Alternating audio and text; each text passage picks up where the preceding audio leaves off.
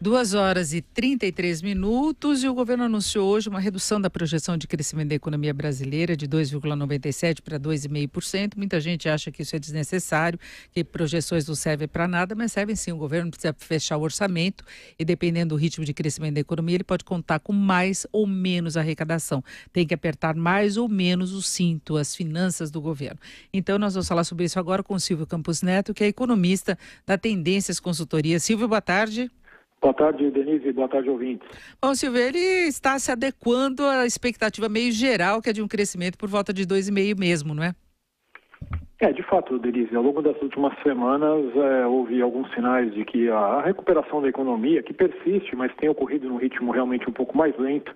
Então tem sido criada uma percepção mais geral de que realmente aquele crescimento mais perto de 3%, que era esperado até algum tempo, né, era um consenso de mercado até algum tempo, deve ficar realmente para um patamar um pouco mais abaixo, talvez por volta de 2,5%. Claro que é importante, né, para o governo passar a trabalhar com um número mais realista, né, até porque isso envolve nas projeções sempre importantes da parte orçamentária. Eu sei que a gente está vendo aí uma tentativa meio que geral de se explicar o porquê de a economia não ter apresentado o crescimento, a performance que se esperava, porque em outras crises que o país enfrentou, o processo de retomada foi mais rápido. Quando você tem uma reorganização de alguns fatores, de algumas condições, é normal que haja um impulso maior quando o tombo é grande. Então pode até não repor tudo, mas tem um impulso mais forte. E desta vez não deu certo, Silvio. O que aconteceu na sua avaliação? Acho que a questão não é que não tenha dado certo, mas realmente o ritmo tem sido um pouco mais lento. Eu vejo que, claro, podem ter várias razões, mas uma delas é que essa crise ela teve uma diferença em relação às anteriores, né? Principalmente porque houve um componente importante financeiro nessa questão. Ou seja, as empresas estavam muito endividadas, o setor público também muito endividado e mesmo as famílias, né, com uma situação financeira não muito confortável. Então, há muitos estudos, né, que apontam que quando a crise econômica ela vem combinada com uma crise financeira, né, uma crise de balanço, né, de empresas, de famílias e de setor público, a recuperação acaba de fato sendo mais lenta, porque a gente tem que passar por um processo chamado, né, de desalavancagem, né, de redução das dívidas, para que aí sim você possa retomar um ritmo um pouco melhor.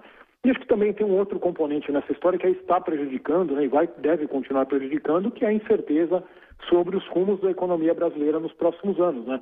Quer dizer, o país vem passando por uma fase de ajustes importantes, né, de uma mudança na condução da economia, de uma também retomada de uma agenda de reformas que são importantes, algumas foram feitas, outras ainda não, e há muita insegurança sobre a continuidade dessa agenda a partir do próximo ano, né, tendo em vista as indicações aí dos principais candidatos. Então, acho que tudo isso tem ajudado aí a esfriar um pouco esse ritmo, muito embora a recuperação continue. E mais importante do que isso, é o fato de que as decisões tomadas nesses últimos meses vão numa direção correta.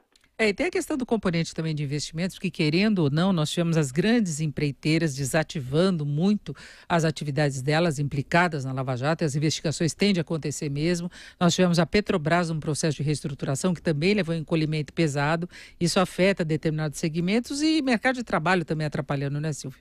Sem dúvida, Denise. Acho que esse é um dos legados também ruins, né, dos últimos anos, né? O Brasil concentrou muito os investimentos nesse segmento, né, de empreiteiras, a questão do setor de óleo e gás, que, lógico, são setores importantes, mas de certa forma até artificial, né, com muito financiamento público, financiamento subsidiado do BNDES, né, e essa fonte cedo ou tarde secaria, né, quer dizer, o dinheiro uma hora acaba, né, e foi o que aconteceu. Então não foi possível manter, né, esses estímulos que inflaram de forma até artificial aí alguns setores, e claro que aí somado o fator Lava Jato, que claro é importantíssimo, né, que continue, mas naturalmente teve um efeito aí adverso em alguns setores. Então acho que é uma combinação, né, bastante ruim e responsável, né, por essa crise que, enfim, por mais que agora estejamos numa recuperação, como a gente já falou, o ritmo é bastante lento.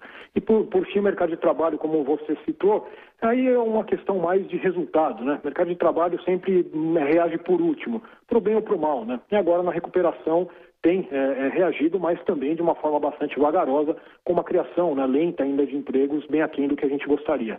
E crescendo mesmo esses 2,5 que o governo prevê agora, Silvio, na sua avaliação, isso pode mudar um pouco a percepção da sociedade em relação ao ritmo da economia, a situação de bem-estar, de fluidez aí das empresas, de uma condição, de uma percepção de uma situação financeira melhor? Sem dúvida, Denise, mas é um processo que vai ocorrendo gradativamente, né? Quer dizer, a gente não espera, né, uma mudança de ambiente, né, uma percepção de melhora no bem-estar de forma rápida, né?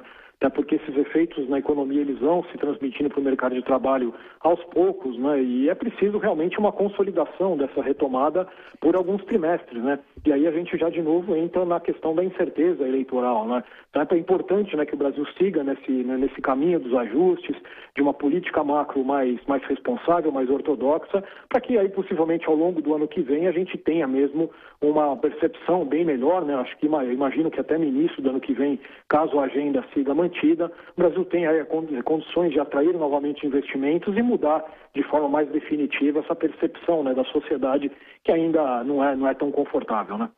Conversamos com o Silvio Campos Neto, que é economista da Tendências Consultoria. Silvio, muito obrigado, uma boa tarde. Boa tarde a todos, obrigado.